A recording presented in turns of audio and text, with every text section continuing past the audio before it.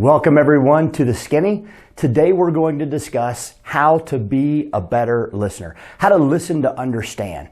We're going to talk about a few things that we can do to be better listeners and a few things that we cannot do or avoid to be better listeners. And then I will leave you with 3 best practices.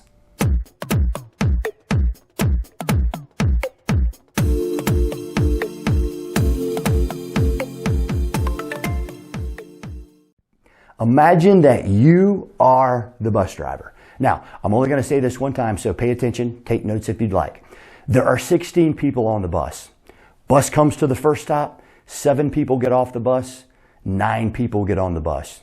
Bus goes to the second stop, 13 people get on the bus, 4 people get off the bus. Bus comes to the third and final stop, 9 people get off the bus, 8 people get on the bus. What color are the bus driver's eyes?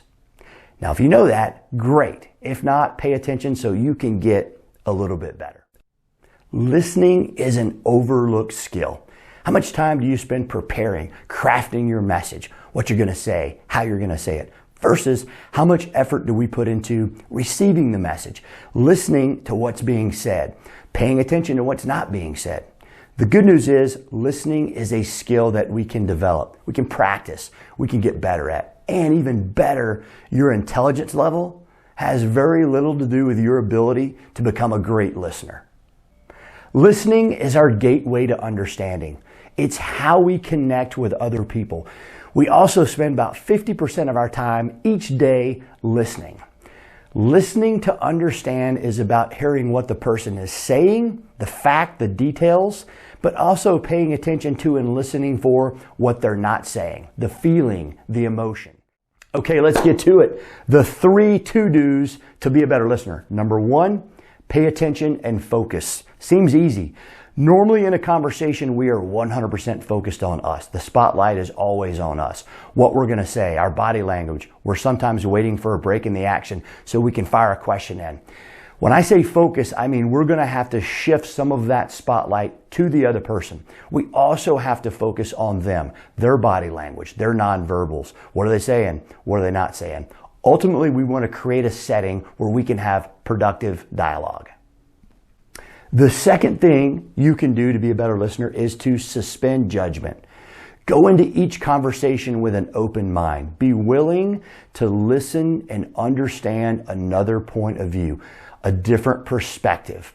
Think of it as, I'm going to understand where this person is coming from, how they see the world, rather than listening for something and then passing judgment on it. Now, this is a great opportunity for us to acknowledge our differences, to practice our empathy, and to be patient. Third thing we can do to be better listeners is to clarify. Listening is not all about being quiet and being silent. It's about tracking a conversation and pulling more information out so that we can understand what the person is saying and where they're coming from. Now, to do that, if there's something that's unclear or you get confused, you have to be able to dive in and ask a quick, probing, or open-ended question like, what brings you to that conclusion? What do you think about this? What happens next? Okay, now for 3 things that we can avoid doing to be better listeners. Number 1, interrupt or compare, or worse, compete.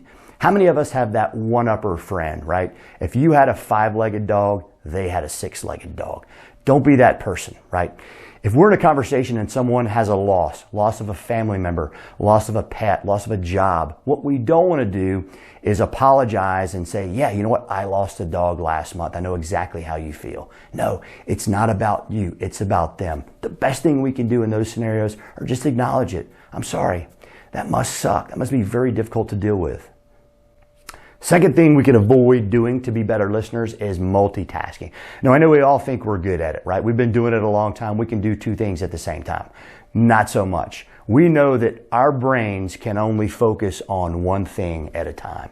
So when we think we're multitasking, what we're actually doing is task hopping from this, from that, here, there, this, that, sometimes almost every second. That is constant interruption in the brain and can lead to cognitive overload. When we do that, we are 40% less productive.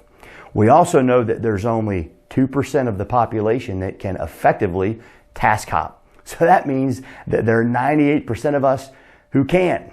So do not multitask. Third thing we can avoid doing to be better listeners, don't get ahead of the speaker. Our minds are engineered to fill in the blanks. We are story-making machines. We can speak up to 150 words per minute. We can process just north of 500. And so our minds are naturally going to fill in that gap. Think back to the bus driving example. How many of you heard the numbers and your mind immediately said, I've got to calculate the number of people on the bus? You're moving ahead of the speaker. You're getting ahead of the conversation. We're also story-making machines. If I were to ask you, what am I doing right now? You may say, Duke, swimming. Am I? I'm in an office. I'm wearing clothes. There's no water. I'm simply moving my arms in this direction. So whatever you do, don't get ahead of the speaker. Finally, 3 best practices. Number 1, practice silence. Prepare for a conversation. We know when we're going into those conversations that we have to listen to understand. Take about 3 minutes and just have total silence.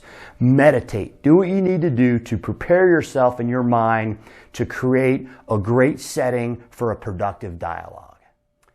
Best practice number 2, don't take notes. Just give it a shot. Next time you go into a meeting or a conversation, don't take any notes. Focus 100% of your time on the speaker. If you do that, you know you will not be multitasking. Now, we get 7% of our information from the words that people say.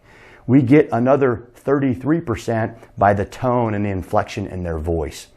We get 55% of our information, over half, from nonverbals and body language. So if you're taking notes, you're looking at the paper, you're missing out on half of what you should be gaining. So just give it a shot. Don't take notes. Best practice number 3. This comes from Chris Voss, the lead FBI hostage negotiator. He outlines this technique in his book, Never Split the Difference. If you haven't read it, highly recommend it. The technique is called mirroring. And mirroring is simply repeating the last 2 or 3 words that someone says, then zip it, be quiet, and let them give you more information. It's a way to move the conversation along. It's a way for you to let them know that you're listening, but they're going to give you more information. This is particularly effective if we're having a conversation with a customer. If we're doing a good job of mirroring, they're doing all the talking, we're doing better discovery. An example would be, hey, Lisa, how was your weekend? Oh, Duke, it was great. We went to the park, we had a picnic, went to my son's baseball game, then I went to Sunset Yoga. Sunset Yoga. And then Lisa's going to tell me about Sunset Yoga, and I'm going to learn. That is it, folks. Thank you for joining The Skinny. There are 3 links in the resource box down below. The first one is of the content that I talked about today. The second one is a link to Chris Voss's book, Never Split the Difference. I highly recommend the audio version. And the third link is to a TED Talk by Celeste Headlee, 10 Ways to Have a Better Conversation.